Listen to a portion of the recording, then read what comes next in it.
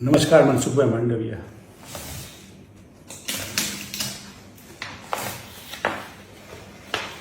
મનસુખભાઈ, આપને નહીં ધ્યાનમાં હોય પણ મારી ઓળખ આ હતી ને આ ઓળખ હેઠળ 10 વર્ષ દરમિયાન માણાવદરના વંથલીના ખેડૂતોના પ્રશ્નો હોય, બિયારણના હોય, ફર્ટિલાઇઝરના હોય, ધોવાણના હોય, પાક વીમાના હોય, ખેડૂતના પ્રશ્નનો સૌથી મોટો અમારા વિસ્તારમાં હતો અથવા ગુજરાતના 57 તાલુકામાં હતો તે ડાર્ક ઝોનનો હતો.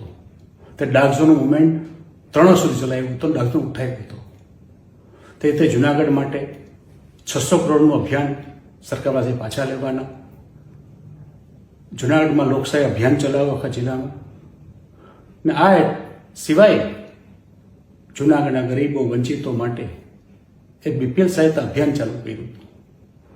તે અભિયાન સોમનાથમાં, જુનાગઢમાં, પોરબંદરમાં, રાજકોટમાં, જામનગરમાં 5 થી 6 જિલ્લાની અંદર 21 તાલુકામાં આખું અભિયાન ચલાવ્યું હતું. ને તે હેઠળ 75,000 ઉપરાંત ગરીબોને બીપીએલના લાભ આપેલા હતા. આ મારું કામ હતું, આ મારી ઓળખ હતી. તેની ઉપર ભારતીય જનતા પાર્ટીએ પોતાની ઓળખ લગાડી હતી. ને આટલી હિંમત, તાકાત કે તેવડ તમારામાં હોત તો ચૂંટણી પહેલાં કે ચૂંટણી દરમિયાન બોલવાની જરૂર હતી. આપનો આભારી, જવાહર ચાવડા.